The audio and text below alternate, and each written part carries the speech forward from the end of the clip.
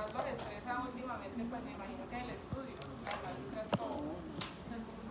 Mentira que sí. Yo una vez antes de un examen tuve un ataque de pánico, hace mucho tiempo. Entonces, no sé si les ha pasado. A mí me pasó que yo empecé a respirar muy rápido, hiperventilar, me puse roja, no podía respirar bien, me puse a llorar. Entonces, ¿eso es simpático o parasimpático? Simpático.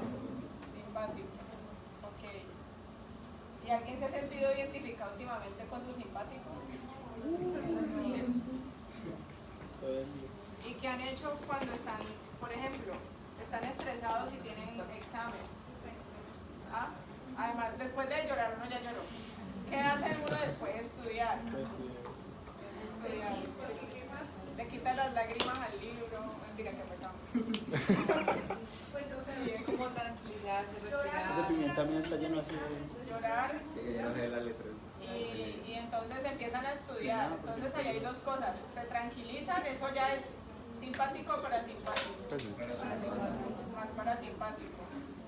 Y entonces, si yo me pongo a estudiar, ¿eso es por qué? Porque de alguna manera el hecho de que uno esté en alerta o esté en ese estado de supervivencia hace que uno actúe, ¿no? ¿Qué tal que yo viniera acá y les dijera, ejemplo, ¿no? Ejemplo, porque yo sé que están grabando esto. Ejemplo, que les voy a dar las preguntas del examen y entonces con respuesta y todo, pregunto, ¿alguien estudia después de que yo les dé eso? ¿En serio? Sí, ¿Pero estudian más tranquilos sí. o no estudian? Entonces, digamos que cuando uno sabe que uno está en ese estado de estrés o de que hay cosas en juego, pues uno actúa. Para eso nos sirve, ¿no? Eso tiene su lado bueno, uno tiene que actuar y hacer las cosas. Entonces, de eso se trata y para que vean la importancia que usted, sobre todo una persona que estudia, una persona que estudia en pregrado, tiempo completo, medicina, ustedes están todo el tiempo pues yendo y viniendo, ¿no? Entonces, por eso es tan importante que hagan deporte, cuando puedan duerman, Solo cuando podamos. se comen lo que les gusta, un helado, alguna cosa a comer, se distraigan. Entonces de eso va a ser la clase de hoy. Eso se llama sistema nervioso autónomo. Además de esos estados de me estreso, no me estreso, dejemos eso de lado. ¿De qué se encarga específicamente el sistema nervioso autónomo? de realizar las funciones autónomas del Bueno, ¿cuáles son las funciones autónomas? como la actividad visceral, Peristaltismo, ¿ah? De mover las células cardiacas. Frecuencia cardíaca. Aunque no lo crean, la respiración es un poco, es autónoma y si queremos volverla somática, la podemos volver somática, ¿no? Pero la naturaleza es tan sabia que esas funciones vitales para que nosotros estemos vivos no dependen de nosotros. ¿Sí? Imagínense donde uno se olvidara de respirar. Entonces, ese sistema se llama autónomo porque funciona solito. Necesitamos muchas cosas del tallo principalmente, algunas de la corteza, pero la gran mayoría son de tallo. Por eso es que hay personas que tienen daño acá y no se despiertan, pero tampoco se mueren. ¿Sí? ¿Eso cómo se llama? Coma, estado vegetativo, más que todo, es eso. Está funcionando corazón, respiración, todo, pero acá frontal ya baila. Entonces, ¿sí, Luisa? Entonces una persona muerta ya tiene que dejar de funcionar el centro cardiorrespiratorio para que esté muerta. Sí, por eso cuando hablan de muerte cerebral, es que no funciona la parte de acá central, más que todo. Pero la persona está ahí respirando dormida, pero pues muchas veces no se despierta. Por eso, entonces, una persona puede estar así mucho tiempo y la dejan, o cuando ya esa parte autónoma es asistida por máquinas, pues ahí sí ya dicen, no, es que él está vivo es por una máquina, pero si nosotros le quitamos la máquina ya ese sistema cae. Entonces, bueno, hay diferentes cosas. Entonces miren que son ejemplos en películas, en telenovelas, y ahí está el sistema nervioso autónomo. ¿Por qué? Porque es importante que nosotros entendamos, más allá de la vía, el ganglio, yo para qué voy a usar eso en la vida, o para qué lo necesito entender o saber. Ya lo demás es lo que vemos en clase, pero todo lo que ustedes ven acá, imagínense lo importante que es eso. Entonces, yo por ejemplo, donde yo trabajo, hacemos muchos procedimientos de lavado de colon. Entonces a mí me tocó ponerme a repasar anatomía de colon, esta parte del parasimpático del colon,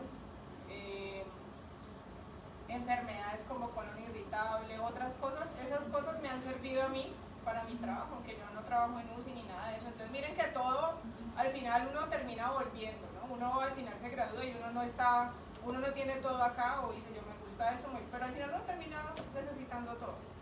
Entonces esto es muy importante, lo que vamos a ver, y de esto creo que va a haber hasta un caso clínico. ¿Ya se los repartieron todavía no? Sí, pues ya los hacen los grupos. Dos grupos, el tema no. Sí, también. ¿Ya también? ¿El tema? Bueno, listo. Sí, obvio, ¿no? Entonces, No tenemos. empezamos con un video. Bueno, ustedes que son de Te otra repas, generación esa diferente a la mía,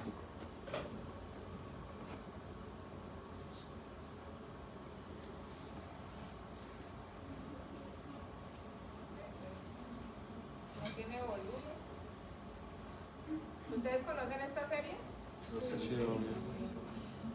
Qué Pues sí bueno. la conozco, pero nunca me la No, vi. porque hay gente que dice que Nunca me no. la vi. Bueno, entonces resulta que Homero lo pillaron dormido en el trabajo y el jefe lo mandó a llamar. Bueno, no hay sonido, pero aún sí. Ahí creo que hay que prender el Bueno, el caso que hay que aprender acá, pues no hay necesario, cualquier sabe. No sé, la ruedita. Yo sí. Martina no es técnica electrónica, sí, del colegio. Pero sí, lo vi en el colegio. Tranquilo, Simpson. Solo lo mandé llamar para saludarlo. ¡Tienes peligro! ¡Dando de aquí! No sé qué tiene. Tal vez me precipito. Todavía tampoco Está no. bien capacitado en la holgazanería. Pero no se preocupe, Homero. Soy un hombre paciente. Para enterrar gente. Siendo leche es muy poco productiva. Es un mentecano.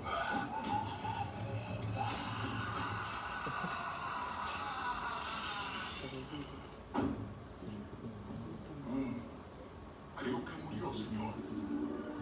Oh, Dios. Envíele un jamón a la viuda. Jamón. Un momentito. ¿Está vivo? Me alegro. Casen el jamón. Listo. Desde el punto de vista neurológico, ¿no? Neurológico. ¿Qué pasó ahí? Se activa el simpático. ¿Cómo? Bueno, yo me llamo Víctor Cooper y yo me dedico a hacer conferencias. Ese es un... Bueno, sí, digamos, pero ¿qué pasó en el entorno? En ese video que estaba pasando y que tiene que ver con el simpático parasimpático. Se pusieron en una situación de estrés, como, pues, o sea, le dijeron algo que lo hizo sentir como estresado. Bastante estresado, y ahí mostraban el corazón. Él no sabía qué le iban a decir, pero ya él lo mandó a llamar el jefe, uno ya, es como cuando uno entra a un examen.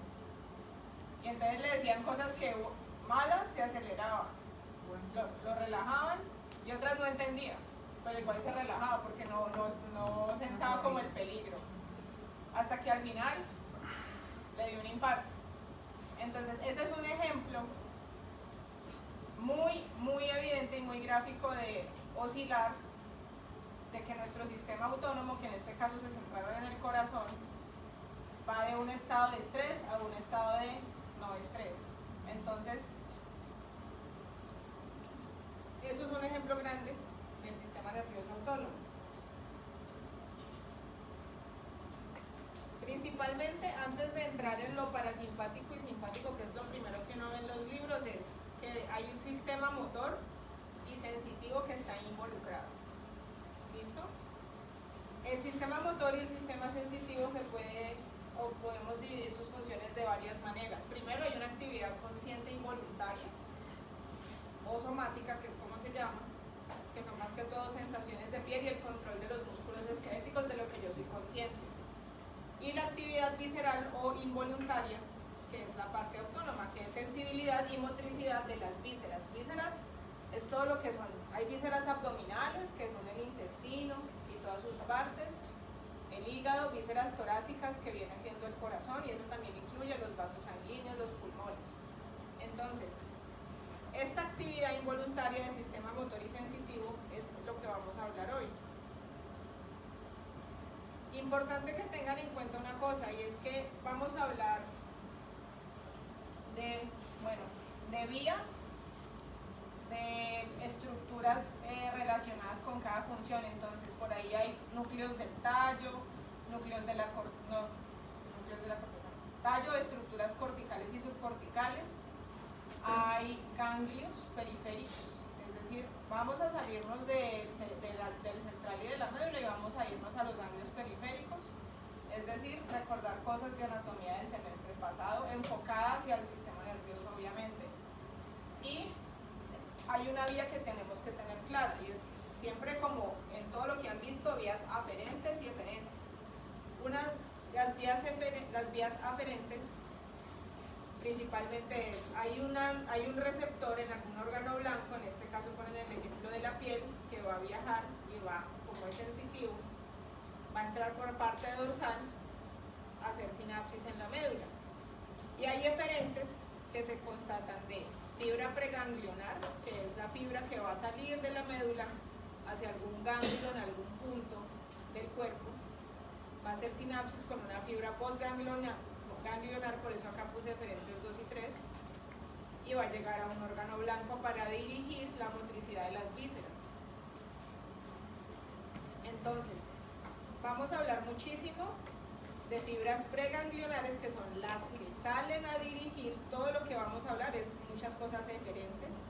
Las preganglionares, que son las que salen de la médula, y vamos a hablar de las postganglionares, que vienen después de una sinapsis en un ganglio a efectuar. ¿Listo? De eso vamos a hablar.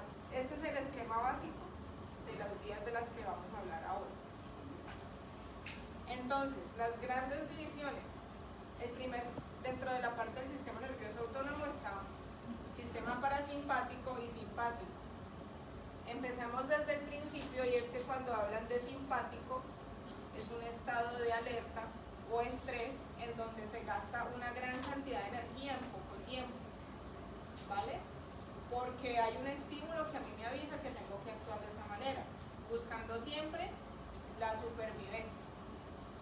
Y el parasimpático es cuando ese simpático se para, o sea, todo lo contrario, no tengo que gastar energía, puedo antes reservar o guardar esa energía. Entonces es importante tener un equilibrio entre los dos, porque la energía, para yo utilizarla cuando la necesito, pues tengo que guardarla cuando no la necesito.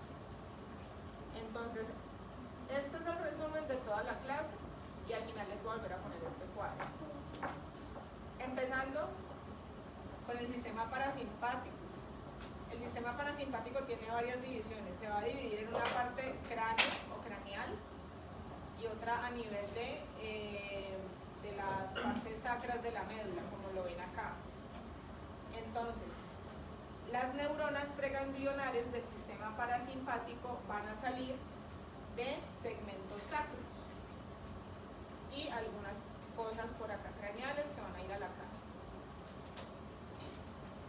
Cuando son de la parte de la cara o de la parte craneal, se trata de pares craneales, y cuando son de las partes sacras, muchos nervios esplácnicos, que simplemente son los nervios que van a ir a las vísceras, en este caso abdominales algunas y pélvicas. Y ganglios parasimpáticos viscerales, que quiere decir que en alguna parte de todas estas vísceras van a haber unos ganglios, no solamente los que están al lado de la médula, sino que hay ganglios en todo el recorrido, que son los que van a ayudar al transporte del sistema nervioso autónomo. En el sistema simpático principalmente tiene los segmentos T1 a L3, o sea, más o menos casi toda su extensión de la médula, por eso lo ven acá. va a tener principalmente salir de las astas laterales. Todo el camino simpático sale de astas laterales de cualquiera de estos niveles y va a tener ramas comunicantes blancas y ramas comunicantes grises, que es lo que ustedes ven en verde, sinapsis en los ganglios y nervios viscerales que van a actuar como neuronas sensitivas y neuronas motoras. ¿Listo? Y hay un tercer sistema del que hablan muchos libros, pero no está muy bien detallado, y es el sistema nervioso entérico, es decir, el sistema gastrointestinal. ¿Alguien sabe por qué decidieron hablar de un tercer sistema entérico en vez de meter eso ahí entre parasimpático y simpático? ¿Alguien sabe por qué? O sea, ¿por qué no lo metieron ahí como en medio de esas dos cosas y lo sacaron de tercero? Resulta que es que hay algunas hay algunas diferencias neurológicas con el resto del sistema simpático y parasimpático, y es que específicamente en el sistema gastrointestinal pues hay neuronas y hay glía, oscila entre las dos, simpático y parasimpático, pero a veces termina siendo más simpático y menos parasimpático, y la glía en este tipo de tejido se describe como amielínica. Entonces, hay varias características de la parte del sistema nervioso en el intestino. Mucha glía que hay ahí no tiene mielina, y también hay una gran densidad de neuronas y de glía comparado con el resto del cuerpo, comparado con el corazón, con los pulmones, con la vejiga. Ahí hay muchísimo más. Entonces se cree, pero todavía no está bien estudiado, que si tiene muchísima más densidad es porque su función es mucho más específica y exigente. Entonces en algunos libros prefieren decir simpático o parasimpático, y hay un tercer sistema que es el entérico, que es mucho más denso y detallado, ¿vale? Por esa razón es que se habla. Sin embargo, en el libro de Pimienta solamente lo menciona. Entonces deben saber que existe. ¿Listo? Ya para entrar más en materia, lo que les decía, el sistema parasimpático implica almacenamiento de energía o tranquilidad, y vamos a tener varias divisiones. Entonces,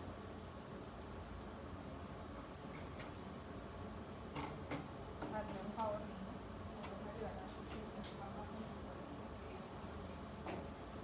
Martina, ¿nos va a hacer el favor? Entonces, Martina, sistema nervioso, divídelo en simpático y parasimpático. Yo revisé ese tiempo. Sistema autónomo, eso. Si quieres pones CNA. Simpático y parasimpático.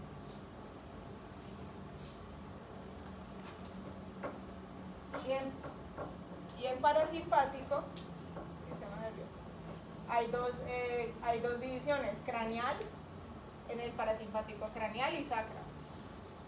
Saca una línea.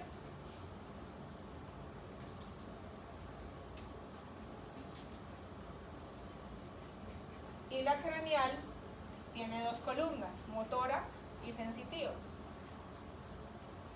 De eso es lo que vamos a hablar ahora, para que no se me vayan a perder. ¿Listo? Yo estoy tratando de que estas últimas clases hacerlas lo más didáctico posible. Gracias, ya te puedes sentar. Hacerlas lo más llevadero para ustedes. Sé que ya están cansados, están a final de semestre, uno como que cada vez ve que esto se complica más. Ya tenemos que empezar a hablar un poco de enfermedades, de casos, entonces les dejo ahí la organización de lo que vamos a hablar. Ahorita más tarde alguien me ayuda con el resto. Entonces, el sistema parasimpático craneal tiene dos columnas, una columna motora y una columna sensitiva. En la columna motora vamos a tener los siguientes núcleos que van a actuar. El núcleo de Edinger-Westphal, o que es el núcleo accesorio del tercer par, importante. Entonces, en algún punto de la médula, entre la parte craneal,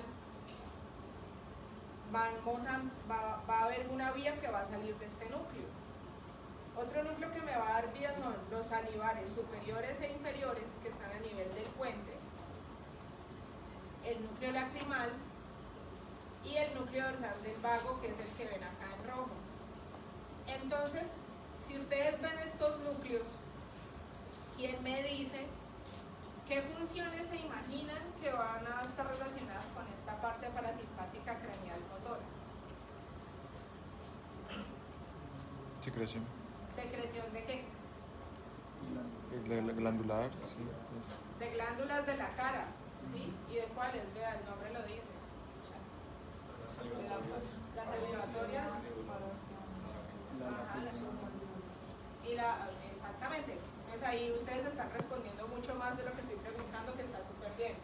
Glándulas de la salivación, que son las salivatorias, las submandibulares, parótidas, glándulas lacrimales. Entonces, esta parte del parasimpático lo que me va a hablar es, bueno, esas cosas que yo de pronto con emociones puedo estimular, pero yo no puedo controlar. O sea, ¿quién ha intentado llorar a propósito y no le sale? Porque eso es muy autónomo. ¿Sí te sale? Eso es muy autónomo. O sea, eso es muy autónomo. O sea, uno no es tan consciente de eso. Hay gente que tiene más talento que otras. Yo estudié teatro 2 años y créanme que jamás lo logré. O sea, rara vez. Entonces, salivar. ¿Quién controla cuánto saliva? Hay veces que uno tiene mucha sed y uno no. Entonces miren que aquí estamos hablando de cosas que no controlamos, que nos pasa todo el tiempo. El núcleo dorsal del vago, ¿de qué se encarga? Formación parasimpática.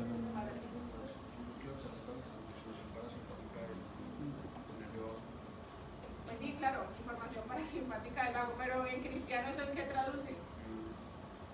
Pues en el componente, Todas las pues vísceras. sí, las vísceras que estén armando el vago. Uy, no, sí. También el peristaltismo es como el movimiento. Hasta la flexura cólica izquierda. ¿Cómo? Sí, tiene otros núcleos. Pero entonces, ¿por qué es craneal? Porque es que acuérdense que aunque el intestino yo lo tengo bien abajo, pues hay una parte central que lo está manejando desde acá arriba. Entonces yo necesito unas funciones viscerales en el intestino, por ejemplo, para cuando estoy tranquila. Entonces todos estos núcleos son los que van a formar parte de la columna motora.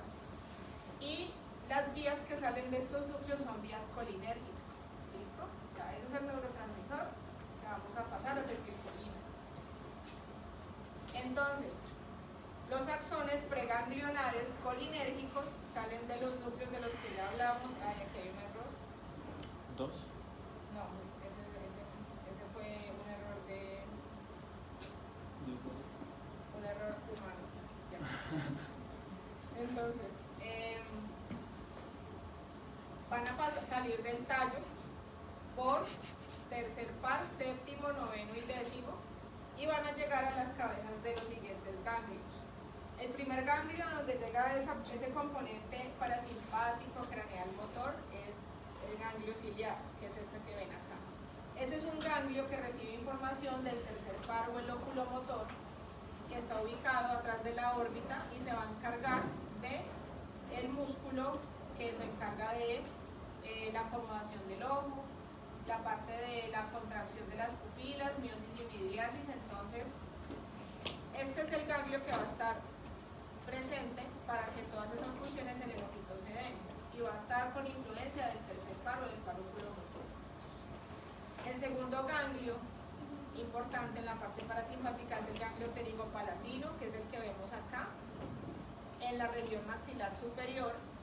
Este está inervado, recibe información del séptimo par o del par facial y se encarga de todo lo que es la parte de las secreciones nasales, glándulas para la producción de lágrimas, digamos, todo lo que es secreción nasal y secreción lagrimal es el ganglio pterigopalatino.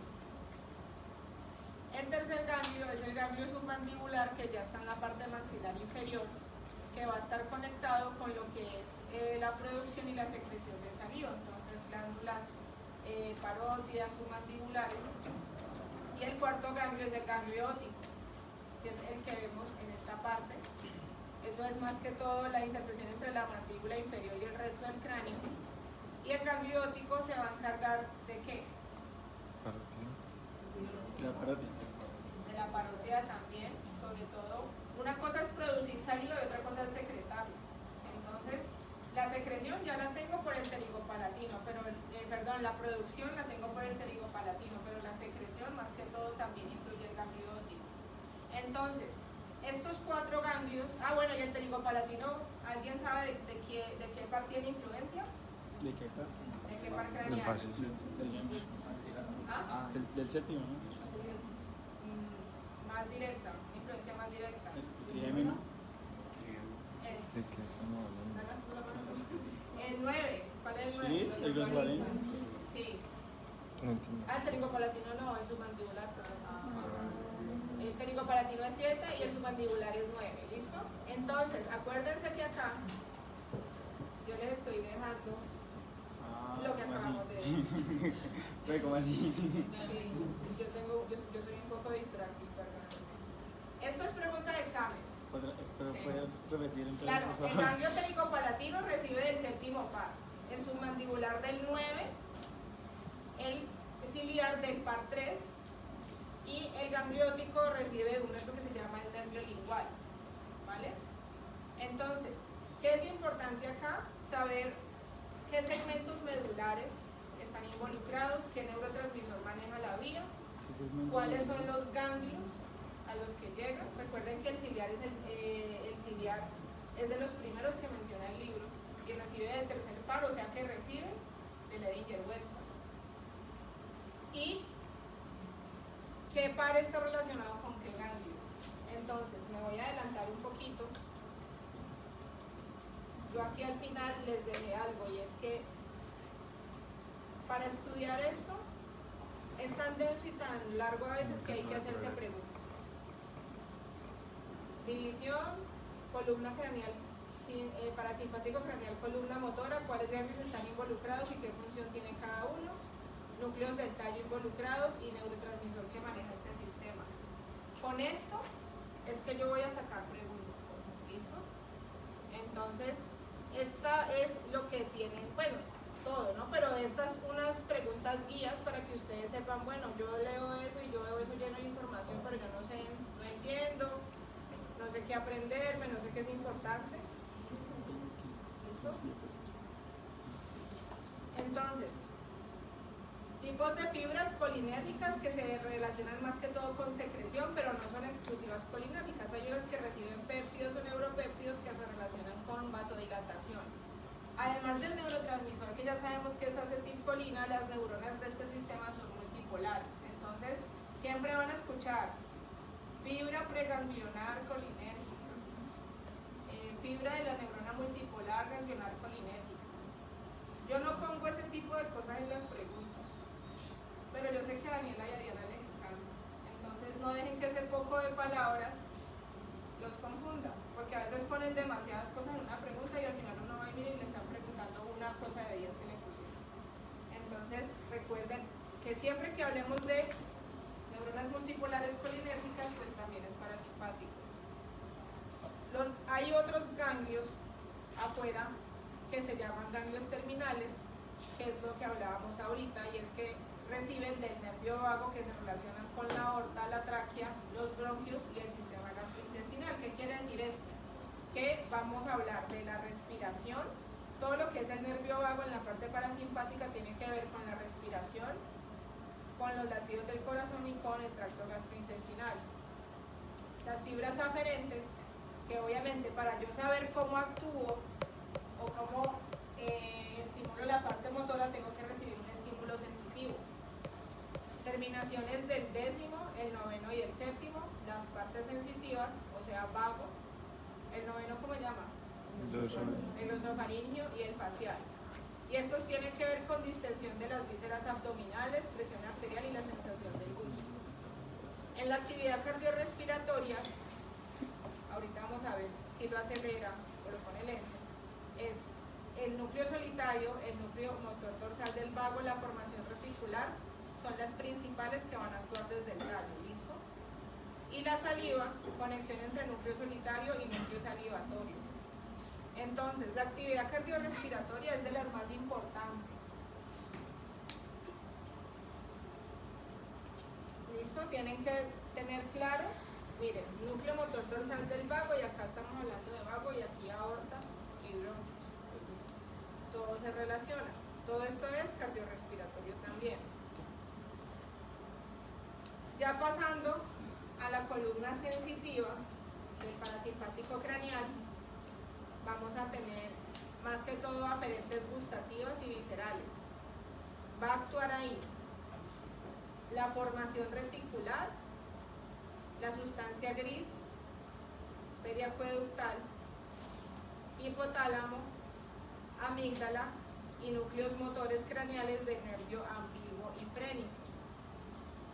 Entonces, en esa parte sensitiva, con estos núcleos, ¿qué funciones podemos encontrar? ¿Qué funciona? ¿Qué funciones tienen que ver con estos núcleos? Dolor, pues, ¿Cómo? Modulación, ¿dolor qué dice? Control del dolor, acuérdense, sustancia gris. la sustancia gris. Entonces estamos hablando de partes sensitivas, ahí voy a hablar de control del dolor. El núcleo ambiguo y el núcleo frénico son núcleos motores. ¿Ellos de qué se encargan? Frénico del diafragma y el ambiguo pues de darle a la faringe. Pues, no sé. Exactamente, diafragma y parte de la garganta. Y el hipotálamo y la amígdala son esas estructuras subcorticales que van a estar influyendo en esta vía. Entonces, más que ver vías, es entender qué núcleos de todo lo que ustedes ya conocen están participando ahí, ¿vale? Ya pasamos del parasimpático craneal y el parasimpático sacro, que es lo que pusieron ahí en el mapa conceptual. Entonces, siempre va a tener segmentos de S2 a S4, más o menos se ven aquí. Va a salir por las astas anteriores y lo que más va a inervar ese parasimpático sacro son esfínteres anales y vesicales, es decir, intestino y la parte de la vejiga para la micción. Sus fibras preganglionares salen de la médula espinal por los nervios esplácnicos, que son todos estos nerviositos que van a ir a la parte abdominal y pélvica.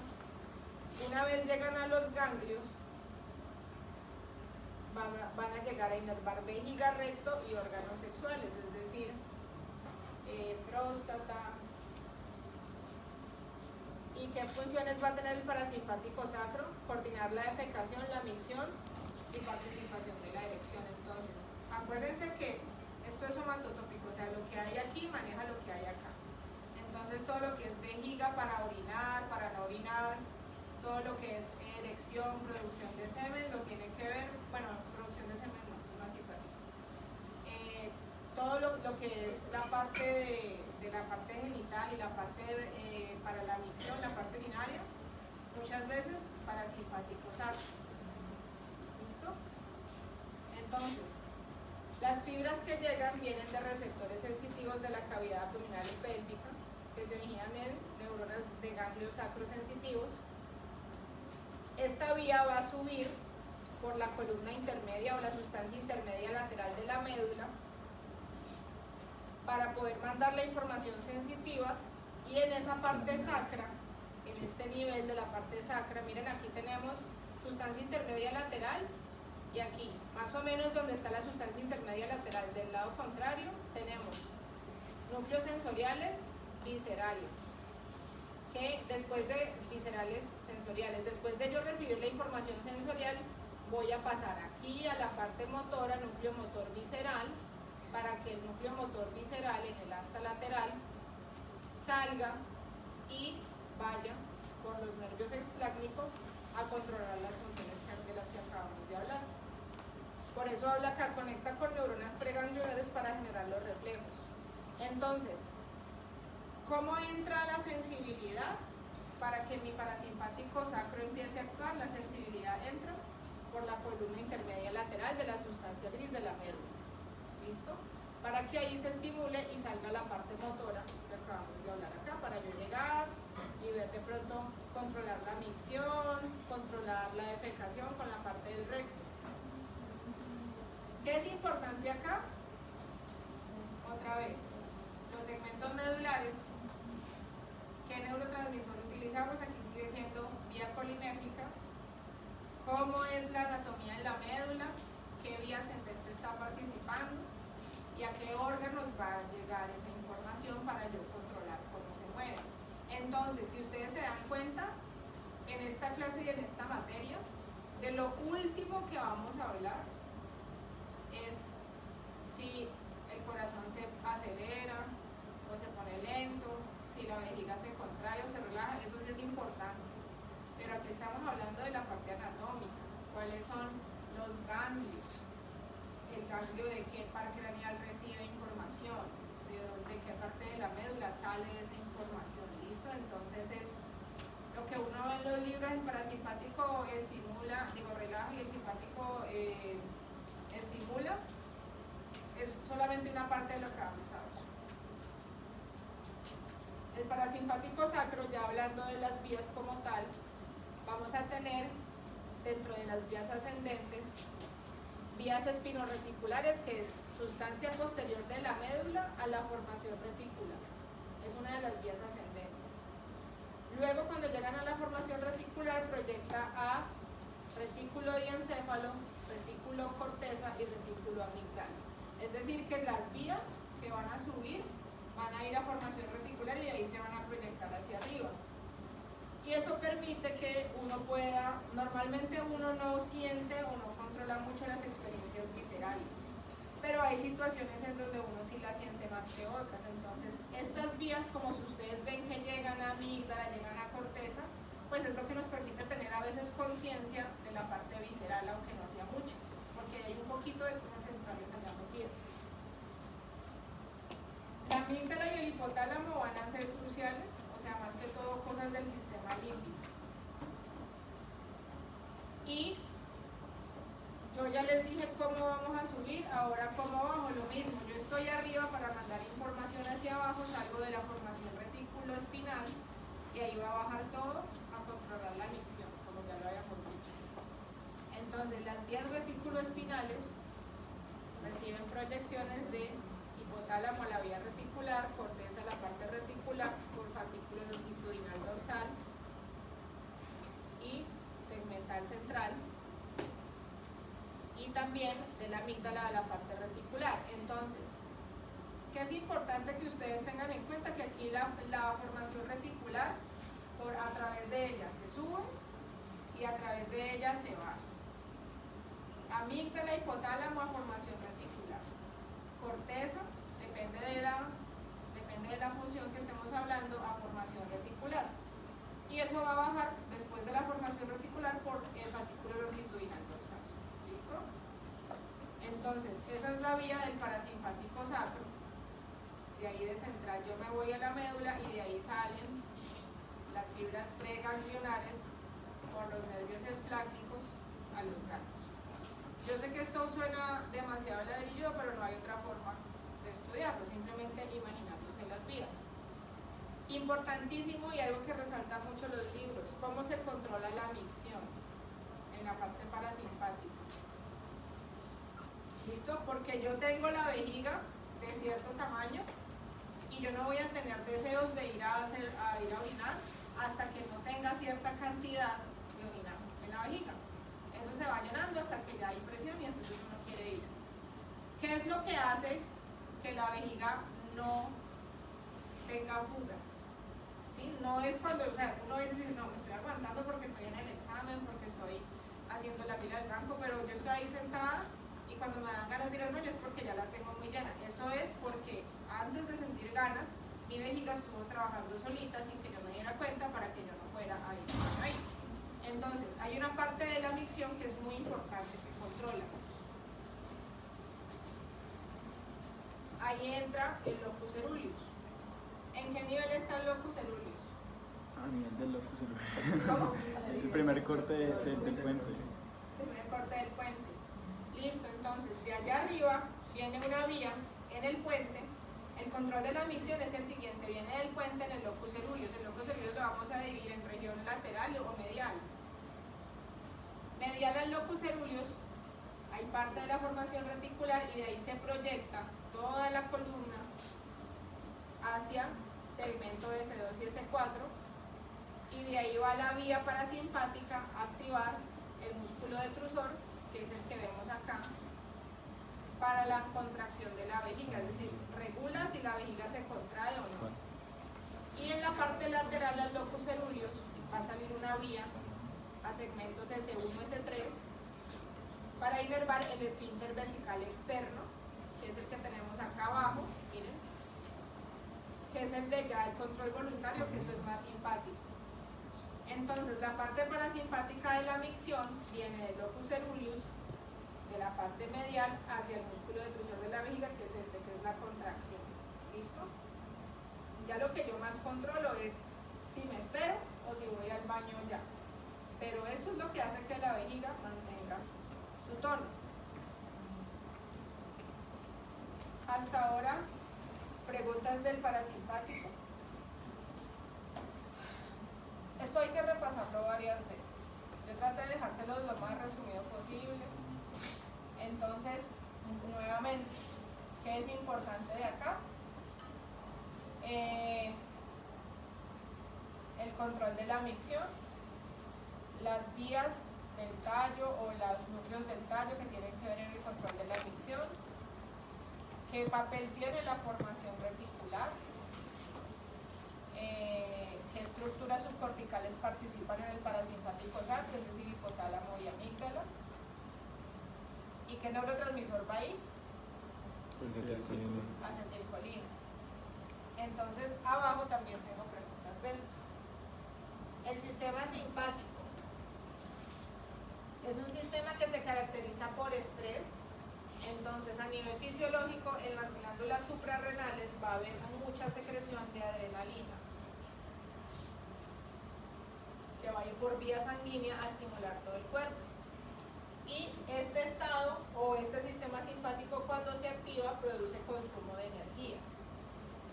Entonces, en el caso del video del principio, no se mostró obviamente, pero seguramente detrás de ese corazón que estaba así, había una secreción de noradrenalina, muy grande por las glándulas suprarrenales, gracias al estímulo de que estaba en una situación de peligro. Entonces, volvemos a lo mismo. Vamos a hablar de unas partes del tallo, de la médula, que van a dar fibras o neuronas preganglionares que van a hacer sinapsis en algún ganglio y van a dar origen a neuronas postganglionares. ¿Listo? Entonces el simpático principalmente va del T1 a L3, es decir, si ustedes se dan cuenta, todo lo que no es el parasimpático o la gran mayoría de la médula va a tener unas vías descendentes que son hipotálamo espinal, o sea, van a ir del hipotálamo a alguna parte de la médula que contenga estos niveles, y retículo espinal, o sea, por acá lo que es puente y bulbo, a algún nivel de estos. ¿De dónde recibe aferencias? De las neuronas sensitivas de los ganglios torácicos y lumbares. Entonces esto no es una cosa muy complicada, ustedes ya saben que el simpático va de T1 a L3, entonces por obvias razones todo lo sensitivo van a ser de estos niveles. ¿Listo? Es todo este nivel y ahí cambia la cosa, porque el sistema parasimpático es colinérgico estrictamente y algunos neuropéptidos. El sistema parasimpático puede ser colinérgico y puede ser adrenérgico. Por eso es que uno está siempre en esa alerta. Entonces, las neuronas preganglionares siempre van a ser colinérgicas y va a estar relacionado con ganglio celíaco, que está debajo del diafragma, un poco más abajo, ganglio mesentérico superior y otro que no se ve acá, que es el ganglio mesentérico inferior. Entonces, en la parte simpática, las neuronas preganglionares colinérgicas van a llegar a los 3 ganglios. ¿Listo? Otra vez, acá les muestro, está el resumen de lo que estamos diciendo. Y las neuronas postganglionares, es decir, después de la sinapsis, sí van a ser adrenérgicas y se van a encargar de la parte del estrés o la alerta de vasos sanguíneos, glándulas y el músculo piloerector del cabello, es decir, cuando a la gente se le paran los pelos. Entonces, aquí en el simpático tenemos varias regiones. La región, aunque no agarra como lo vemos acá, es a partir de T1, la literatura sí describe una región cervical. ¿Por qué? Porque van a haber unos ganglios, o sea, todo sale de la parte de uno abajo, pero hay una parte que va a salir a ganglios a nivel cervical. Entonces, los tres ganglios del sistema parasimpático en su región cervical son el ganglio cervical superior, que envía fibras que acompañan los pares craneales 1 a 4, 9, 10 y 11, el plexo carotidio e inerva el músculo dilatador de la pupila. Por eso lo ven acá. Entonces, al final es los pares craneales y el ganglio cervical superior tienen que ver con la dilatación de la pupila. ¿Listo? El ganglio cervical medio, que está a nivel de C6, se proyecta hacia esófago, tráquea y aorta y sistema vertebrovascular, que no lo vemos acá, para estimular estas áreas cuando tenemos una situación de estrés o huida o gasto de energía. Y el ganglio cérvico-torácico, y el ganglio cérvico-torácico inerva vasos sanguíneos, músculos piloerectores para que el pelo se erice y glándulas sudoríparas, pero de cuello y de miembro superior. Entonces, estos tres ganglios a nivel cervical son superior, medio y cérvico-torácico, son los que van a tener que ver con estas funciones. La región toracoabdominal es otra. Entonces, acá falta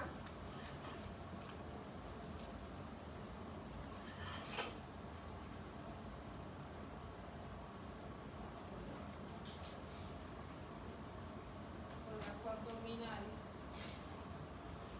con ganglios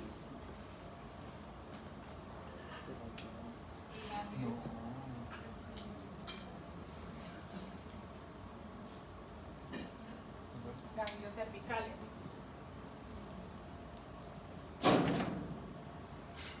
En esta región toracoabdominal ya hay ganglios simpáticos que van a tener fibras. Por ejemplo,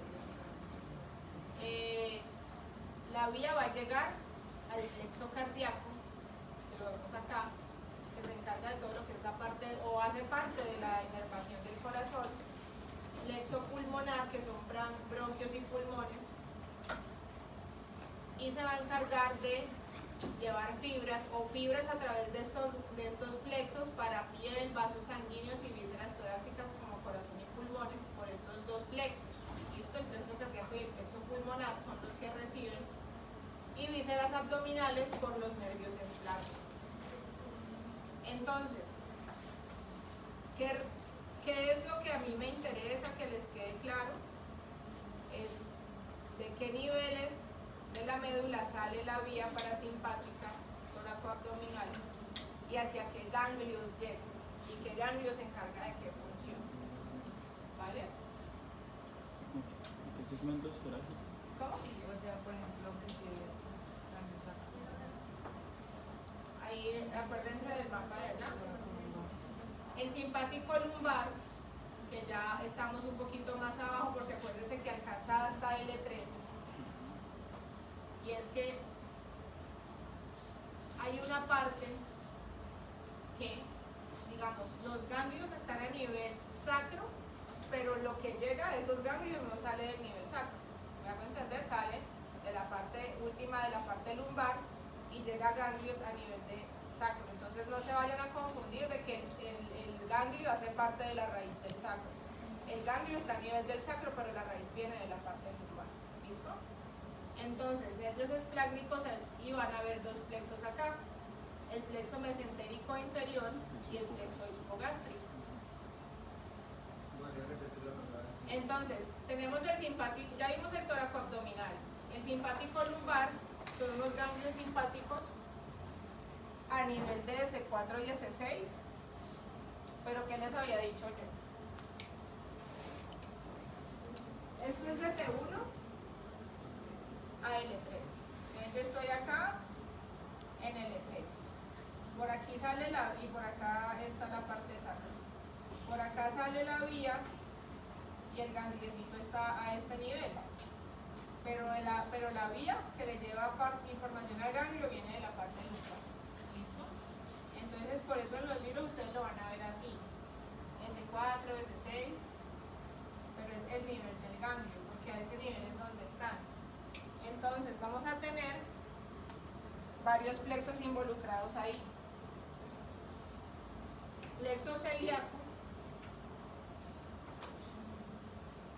y que se va a encargar de recibir de los nervios esplácnicos, y sus fibras postganglionares van a llevar a controlar todo lo que es la movilidad del diafragma, que lo vemos acá en verde, del hígado, del estómago, del vaso, del intestino, y en el colon de algunas regiones, especialmente colon transverso y colon descendente en su parte superior. Entonces, el plexo celíaco, que hace parte del simpático lumbar, se encarga más que todo de regulación, motilidad intestinal y otras funciones viscerales. Por ejemplo, ¿qué funciones viscerales? Puede ser plexo celíaco en el estómago, disminuye la movilidad gástrica, reduce la secreción de jugos gástricos. En la hígado y la vesícula, estimula la liberación de glucosa y reduce la secreción de bilis, inhibe la secreción de la parte del páncreas. Y en el intestino delgado y parte del grueso, disminuye peristaltismo, reduce la secreción y contrae esfínteres. Entonces, cuando estamos en ese estado de alerta, esto es lo que pasa. Y eso ocurre gracias a influencias del plexo celíaco, que recibió información de las fibras nerviosas de los segmentos del simpático. Entonces, ¿en qué se traduce esto? Simpático lumbar, hay dos plexos. El primero es el celíaco, que se encarga de estos órganos, y el segundo es el plexo hipogástrico, que si sale de segmentos torácicos T10 a T12 y lumbares el de 1 al E3, y se encarga de mandar ramificaciones que van adyacentes de la arteria ilíaca interna hacia todo lo que es la micción. Entonces, vejiga, útero,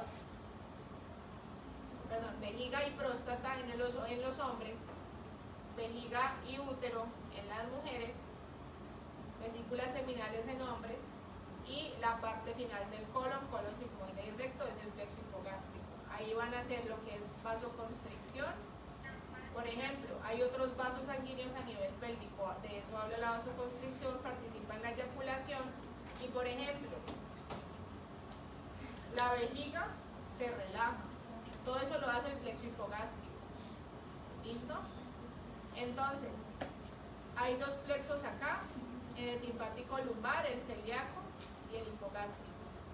Y al final vemos el resumen de que sistema parasimpático, todo lo que es la tranquilidad o la parte de que yo no gasto energía, contraigo la pupila, pregunta, y revisen apuntes, fotos. Esta contracción de la pupila, ¿de qué ganglio viene la información? Ganglio del ciliar. Del ganglio ciliar. La salivación, estimulación de qué ganglios o ganglio. De submandibular. Submandibular y un poquito Lotico. pterigoideo. Tegregoideo. Ah, no, el latido cardíaco reducido en el parasimpático. Mariana. Microganglio adosado Ajá. para el seco. Es que ahorita cuando estábamos viendo lo de los ganglios de la cara, pues vimos que el submandibular, tú dijiste que era glosofaríngeo. Pero yo en mis apuntes de los pares tengo que, tanto tengo palatino como submandibular facial. Vamos a ver.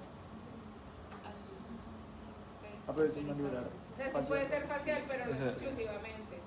Y el ótico era el glosofaringeo. ¿De qué? El ótico. El ótico era el del glosofaringeo y los dos, mandibular y pterigopalatino. eran Pterigopalatino séptimo y Yo me dejo hacer submandibular, nervio facial. Ya. Ajá. Sí, eso que dices es correcto, es nervio facial y tiene una parte de noveno, ¿listo? Son las dos. ¿Algo más de preguntas? Bueno, listo. Parasimpático, la contracción de los bronquios, por ejemplo, ¿quién la hace? Me devuelvo. ¿Quién es? Aquí está. Contracción, todo lo que es respiratorio y cardíaco, Vago. motor dorsal del vago, formación reticular, ahí no hay ganglios así de la cara, no, porque esto ya es más de abajo. Entonces,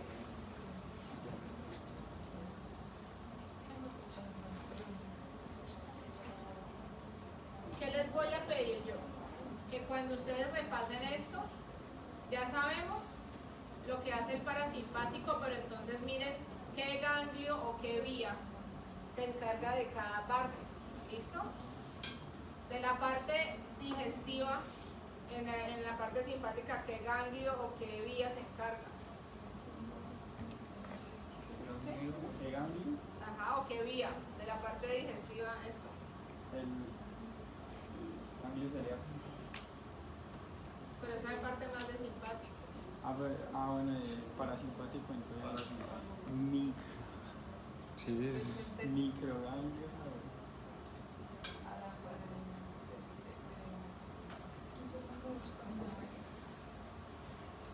Aquí está, miren. Faringe muscular. Entonces, chicos, yo sé que, miren, este tema es lleno de cosas. Yo al principio cuando estudiaba esto me aburría muchísimo, no les voy a negar, pero una vez uno lo entiende, pues no está ante nada. Entonces, ¿qué les voy a dejar a ustedes? Pues no es una tarea porque yo no la voy a revisar, pero ¿qué les sirve a ustedes para estudiar? Que miren fotos. De estas fotos como estas hay 1 millón en internet. Entonces, yo ya sé que el parasimpático es todo lo que me va a relajar. Entonces, cuando yo estoy tranquila, la pupila la contraigo, tengo salivación, el latido cardíaco está reducido como en el video. ¿Por qué tengo que contraer los bronquios? O mejor dicho, en el simpático que estoy así estresada, ¿por qué lo relajo? Porque yo necesito respirar mejor. ¿Listo? Entonces, revisen qué parte anatómica hay detrás de cada función. ¿Listo? La parte de la vejiga. Acuérdense en el sistema simpático de los controles de la micción. El locus ceruleus. Ese tipo, sí, exacto. Se relaja. Entonces, chicos, ¿qué pasa? ¿Qué pasa cuando yo tengo una enfermedad de las vías del sistema nervioso autónomo? Esas patologías se llaman disautonomías. O sea, autónomo, que está malo, disautonomía. Entonces, les traigo un caso clínico muy sencillo. Y es que hay una mujer joven, estudiante sin antecedentes, tiene síntomas de mareo, sensación de desmayo al ponerse de pie, que ha persistido durante los últimos 6 meses. Dentro de los síntomas, mareo al levantarse o al estar mucho tiempo de pie, palpitación, fatiga persistente, náuseas leves, dificultad para concentrarse, dolor de cabeza, sensibilidad al calor, tensión en cuello y en hombros. Entonces, ¿qué parte de las vísceras autónomas están afectadas en estos síntomas? Bueno, en español, ¿qué órgano que uno no maneja está ahí con los síntomas que ella tiene? ¿Está respirando mal? ¿El corazón tiene algo ahí malo o raro? Palpitaciones. Fatiga. La fatiga puede ser secundaria ¿a qué? ¿A hipoxia? Bueno, eso ya es ir muy lejos. Chicos, de lo que acabamos de hablar, o sea, ¿qué órganos? No estoy preguntando nada del libro. ¿Qué órganos están ahí afectados con lo que la paciente comenta? Yo no la he revisado. Corazón, sí. Corazón, exacto. La fatiga se asocia mucho cuando hay alteraciones de la presión arterial o la frecuencia cardíaca, ¿sí? Por la falta de sangre, que la sangre se pone lenta, la falta de oxigenación. Dificultad para concentrarse puede ser también por la fatiga, pero ahí lo principal son las palpitaciones y algo, y es que se marea cuando se levanta. Lo primero que uno piensa, hay muchas cosas, pero lo primero que uno piensa es que yo cuando yo me levanto me mareo. Entonces ahí hubo como un cambio de la presión arterial, ¿cierto? Eso no lo tienen por qué saber ahora, pero lo primero que uno piensa, ya cuando estén en cuarto o quinto, eso sí lo van a tener que tener claro. ¿Y qué pasa si hay gente, no sé si les ha pasado, como que les da algo pero vuelven en un 5 segundos? Porque el cuerpo tiene mecanismos de regulación. En esta paciente eso no está pasando. Entonces el mareo está persistiendo ahí. Entonces miren, de todo lo que acabamos de hablar hoy, yo puedo intuir que allá hay algo que no está funcionando bien en la parte del corazón, en la parte de los pulmones. Ahora hay más información, el examen físico, signos vitales normales en reposo. La presión 110/70, posición supina. ¿Qué es la posición supina? ¿Alguien sabe? Está así, relajado, puede estar sentada o acostada, pero está relajada. No se observan signos de deshidratación y el examen neurológico es normal. O sea, tiene los reflejos, todo ahí. La frecuencia está normal, recuerden una frecuencia cardíaca de 60 a 100. Y cuando le dicen párese, se le acelera el corazón y la frecuencia sube a 130. Y no solo sube, sino que se pasa del límite. Es taquicardia. Pero la presión arterial no se le baja. Entonces, ¿ahí qué pasa? La señorita se puso de pie y se le aceleró el corazón. Y esa aceleración no se compensó y se mantuvo en el tiempo. En una persona, si yo me paro y me mareo, uno a veces siente acá el corazón, eso se regula en 10 segundos. En ella eso no está pasando. Se realizó una prueba de inclinación, la pusieron a ella en una mesa, le cambiaron la posición y cuando la pasan, a ella la acuestan en una mesa y la van a andar parando y la van a andar moviendo así. No, y le toman los signos vitales. Y entonces se dan cuenta que cuando ella está acostada, el corazón late y tiene una frecuencia, y cuando la paran, la frecuencia cardíaca aumenta hasta 30 latidos. ¿Eso qué quiere decir? Que hay alguna alteración ahí de los latidos del corazón, y el corazón se acelera en simpático o parasimpático. Entonces, la oscilación entre parasimpático y simpático está involucrada en este caso. Ella está tranquila, simplemente la pusieron en una mesa, la amarraron a la mesa y la pararon, pero la pelada no está ni estresada ni está asustada. Entonces ahí, ¿qué creen que está ocurriendo? Que ella, en una situación que no le está causando estrés, que no tiene ningún estímulo, el simpático se le está disparando. O sea que ese simpático se está disparando de manera no regulada o de manera desequilibrada. Entonces miren, un caso clínico que uno lo lee y puede parecer demasiado raro, nos estamos resumiendo a los latidos del corazón. Y ahí yo estoy sacando la conclusión. La oscilación entre simpático y parasimpático, algo ahí está mal. Entonces, eso es un síndrome que se llama taquicardia postural ortostática, que es decir, que la señora cuando se pone de pie se le acelera el corazón y esa aceleración se le mantiene. Lo ideal es que eso se compensa. En ella se mantiene, o sea, un simpático sobreestimulado. ¿Sí? Así, entonces, aquí les voy a dejar una tabla de los ejemplos de las disautonomías. ¿Listo? Este que ven acá, primero POTS, son las abreviaturas de esto. ¿Listo? Entonces, en el sistema de taquicardia postural ortostática, hiperactividad simpática, fallo compensatorio al ortostatismo. El ortostatismo es cuando se pone de pie. ¿Listo? Taquicardia postural, presión normal o baja, mareo, fatiga o niebla mental, náuseas, intolerancia al ejercicio, intolerancia al calor, síncope leve. Y miren, sensible al calor.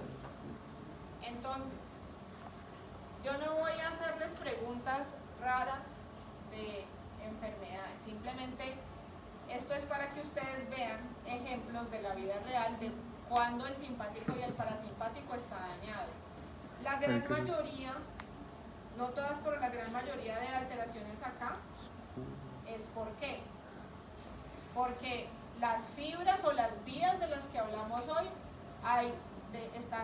son enfermedades neurodegenerativas de las vías, se está dañando la integridad de la vía, o la vía está buena pero la sinapsis no se está dando. ¿Qué otras enfermedades puede haber ahí? Miren, degeneración, disfunción hereditaria de las fibras sensoriales, hiperactividad actividad, daño crónico de las fibras, daño funcional, inflamación, por ejemplo en infecciones, puede haber vías inflamadas ahí. Y lo que no sale aquí, pero es muy común, pues obviamente el trauma, o sea, los golpes. Los golpes es lo que deja a la gente peor. Muchas veces el sistema nervioso autónomo sobrevive a muchos golpes, es cierto. Entonces, pues no es tan común ver disautonomías por golpes, pero las puede haber. Entonces, échenle una ojeada a esto. Yo no voy a ahondar, no porque no sea importante, simplemente porque son ejemplos. Disautonomía familiar, por ejemplo, disfunción hereditaria de las fibras sensoriales. Entonces, la presión arterial inestable, hipertensión paroxística, no percibe el dolor, la temperatura. Si no hay percepción del dolor, está ahí la sustancia gris periapleural, por ejemplo. Disfagia, vómitos. Entonces, acuérdense, todo lo que sean secreciones del cuerpo en un momento que no se amerita. Se vomitó de repente y no tenemos otra causa, no hay nada de alteraciones en el examen neurológico. Pues entonces algo ahí pasa con el sistema autónomo. Se orinó de repente, no hay daño estructural de la vejiga, no tiene problemas en la parte central, ahí hay algo autónomo. ¿Sí me hago entender? Entonces ese es el tipo como de pensamiento grande que deben tener ahora. Miren que no es tan difícil. Hay una enfermedad en las embarazadas que se llama hiperemesis gravídica. Las embarazadas a veces vomitan, pero la hiperemesis gravídica es que una señora en embarazo, después de ciertas semanas, vomita hasta 15 veces en un día. Eso tiene mucho que ver con alteraciones del sistema autónomo. ¿Listo? Entonces, ¿dudas, preguntas hasta acá? Lo que me interesa es poder compartir con ustedes no solo la información, sino una manera en que ustedes lo puedan estudiar. Porque a veces ese es el problema o el obstáculo que uno tiene. ¿Yo cómo estudio esto? Ese libro me está vomitando un poco de información y entonces repasen esto por favor. Acuérdense que yo les dejo las notas abajo y preguntas de estudio. Miren, parasimpático sacro, ¿qué segmentos medulares se involucran? El recorrido de las fibras pre y post y las funciones. ¿Qué vías ententes se relacionan con este sistema? ¿Cómo se regula la micción? La función del locus coeruleus y qué músculo inerva esta regulación. Y en el simpático, los segmentos medulares, el neurotransmisor de las fibras pre y de las fibras post, los ganglios de la región cervical y que inerva cada uno, los órganos que inervan los ganglios de la región toracoabdominal y los plexos involucrados en el simpático lumbar. Entonces, esta es la guía. Si ustedes se pueden contestar estas preguntas, van a poder contestar las preguntas que yo voy a mandar. ¿Listo? ¿Dudas hasta acá? Bueno chicos, entonces hicimos video, hicimos caso, ya, acabamos.